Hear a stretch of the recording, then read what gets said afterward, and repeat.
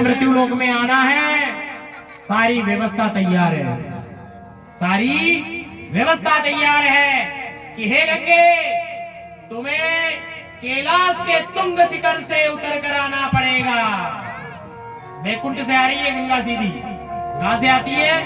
बैकुंठ से। बैकुंठ से सीधी कैलाश आती है पहले, क्योंकि महादेव ने कहा कि हे गंगा, तेरे को अहम आ गया है, इसलिए तुझे कैलाश में पहले आना पड़ेगा। तू मेरी जटाओं में समाहित हो पहले। इसलिए महादेव की जटा में गंगा ने पहला पांव रखा, और जब गंगा ने पहला पांव रखा तो एक भी बूंद जटा से बाहर नहीं आई, तो गंगा का अहम समाप्त हो गया। महादेव जी ने गंगा का अहम समाप्त कर दिया। और फिर महादेव जी कहने लगे कि हे गंगे, अब तेरा वेग जितना है, तू जिस हिसाब से बहना चाहती है, अब तू मेरी जटाओं के द्वारा ही बह। तो इसलिए कैलाश के तुंग शिखर से गंगा बह करके आती है, और गंगा जी में भी मेरे हिसाब से बहुत तेज बहती है। जो प्रवाह है ना गंगा में, वो भी बहुत फास्ट है। गंगा से आगे है ऋषिकेश। ऋषिकेश में तो और तेज बहती है गंगा, उसके सामने जा ही नहीं सकते अपन, इतना तेज बहाव है उसका गंगा का। इसलिए 60,000 पुत्रों का तारण गंगा ने इस मृत्यु लोक में आकर के कर दिया। तब से लेकर आज दिन तक गंगा इस मृत्यु लोक में बहती है। अगर अब भागीरथ चाहता ना, तो गंगा जी को वापस भेज सकता था बैकुंठ, पर नहीं, क्योंकि भागीरथ को पता है कलयुग आएगा, कलयुग में प्राणी कुलसित हो जाएंगे, कलमाटी हो जाएंगे, तो कम से कम वो आकर के यहाँ स्नान करेंगे तो उनका पुण्य उनको प्राप्त हो जाएगा। इसलिए गंगा आज भी प्रवाहित हो रही है। जिस प्रकार सब नदियों में गंगा को श्रेष्ठ बताया है, उसी प्रकार सब व्रतों में एकादशी को श्रेष्ठ बताया है। ठीक है, दोनों माध्यम सुने हैं आज आपने, गंगा और एकादशी भी आज ही है। इसलिए कितना पुण्य का दिन है, अगहन का महीना है, और एकादशी का नाम क्या है? मोक्षदा एकादशी। कि जो भी भगवान गोविंद की कथा सुन रहा आज के दिन, उन सबको मोक्ष प्राप्त हो, ऐसी हम कामना भी करते हैं। अब जो है गंगा मैया का चरित्र हमने सुना, अब भगवान श्री राघवेंद्र का चरित्र सुन लेते हैं। हमारे मर्यादा पुरुषोत्तम भगवान श्री राम, राजा दशरथ 80 वर्ष की आयु हो गई। कितने साल के हो गए? 80। कोई पुत्र नहीं है।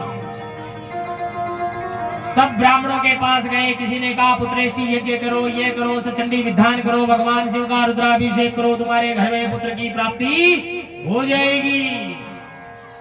राजा ने अनेक यत्न किए पुत्र प्राप्ति के लिए, सचंडी करवाया, पुत्रेष्टि यज्ञ करवाए। गुरु विशिष्ट के पास गए और गुरु विशिष्ट ने पुत्रेष्टि यज्ञ करवाया, और एक खीर का पात्र, खीर का कुंभ यानी घड़ा मान लो, आप पात्र मान लो,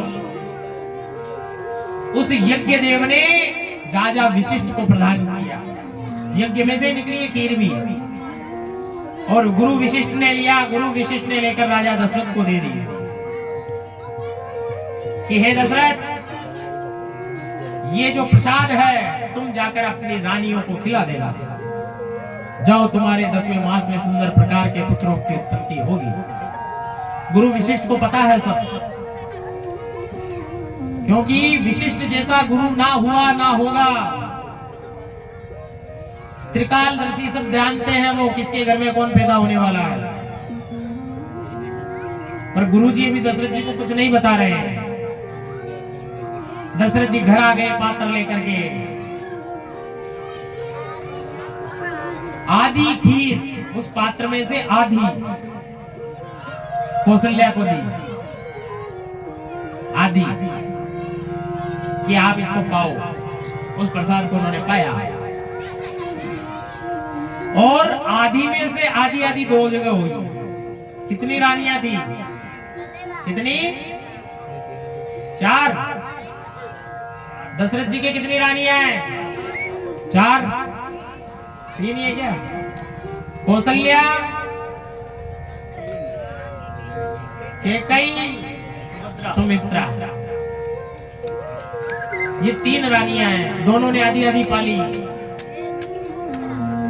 और भगवान गोविंद की कृपा हुई, राजा दशरथ भी भगवान का पूजन करते थे, महादेव जी का। इसका पूजन करते थे, महादेव का। और समय के साथ समय बीता,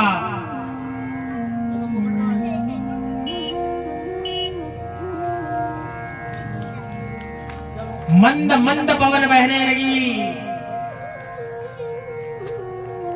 वातावरण सारा सुगंधित हो गया,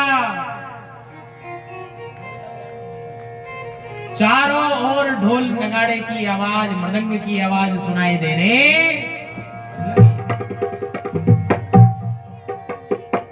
और गर्भ के 9 मास पूरे हो गए। राजा दशरथ के आंगन में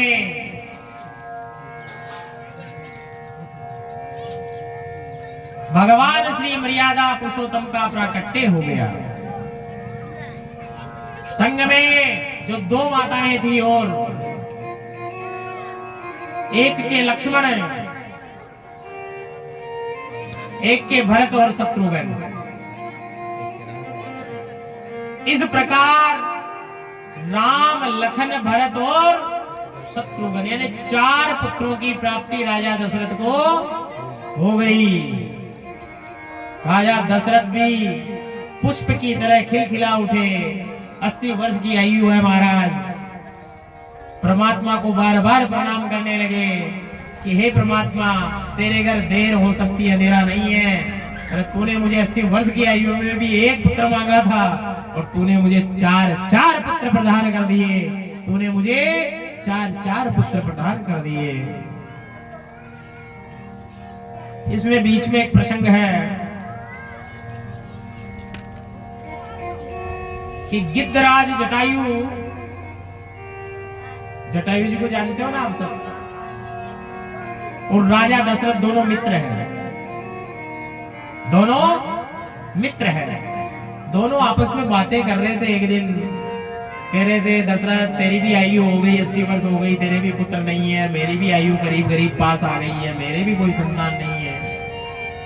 अरे तू तो यत्न कर सकता है पुत्र प्राप्ति के लिए, कि क्या यत्न करूं? तब जटायु जी ने तो आज्ञा दी है दशरथ जी को कि तुम पुत्रेष्टि यज्ञ करवाओ गुरु विशिष्ट से, तो तुम्हारे घर में पुत्र हो जाएगा, 1 नहीं 4 होंगे। तो राजा दशरथ ने कहा, जटायु तू 4 की कह रहा, मेरे तो 1 हो जावे तो बुढ़ापे का सहारा बनेगा। ये विशेष कथा है, कोई नहीं सुनाएगा इसको आपको। ये जो है वाल्मीकि रामायण की कथा है, ये आपको रामचरितमानस में कहीं नहीं मिलेगी। तो जटायु जी से कहने लगे कि 80 वर्ष की आयु है, अब क्या है 1 2 3 4 जो हो जाएगा ठीक है। तो दशरथ कहने लगा, जटायु सुन, अगर ठाकुर जी करे कि मेरे 4 हो जाए तो मेरा सबसे बड़ा पुत्र तेरे को दे दूंगा। मेरा 1 पुत्र मैं तुझे दे दूंगा।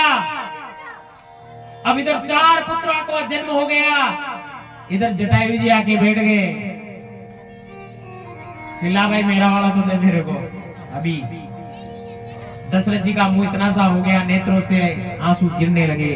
बोला, प्रभु अभी तो छोटा सा बालक है, इसको थोड़ा बड़ा होने दो, अभी तो स्तनपान करेगा, दूध का पान करेगा, मेरे आंगन में खेलेगा, ले जाना ये आपकी अमानत है। बालक धीरे धीरे बड़ा हो गया।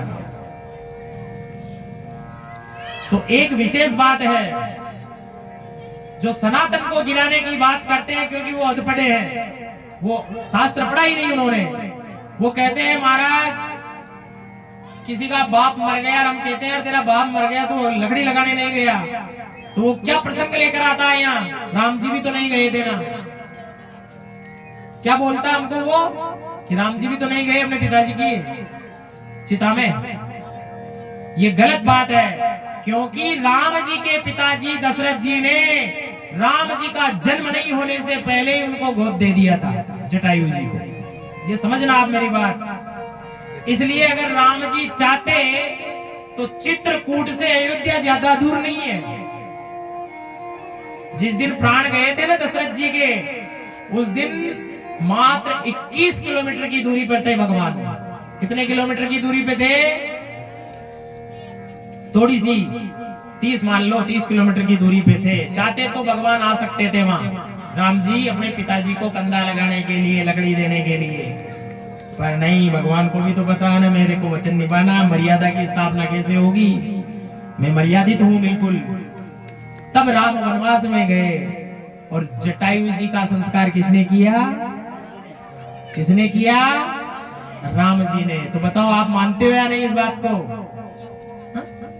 तो आपको मानना पड़ेगा, इसलिए संस्कार उन्होंने किया है। तो इस प्रकार हमारे मर्यादा पुरुषोत्तम श्री राम का जन्म प्राकट्य हो गया। बोलिए मर्यादा पुरुषोत्तम भगवान की जय, अयोध्या नरेश की जय। एक भजन होगा राम जी का। बोले सियावर रामचंद्र भगवान की। जो राम जी को मानते बड़े प्रेम से भाव से झूम करके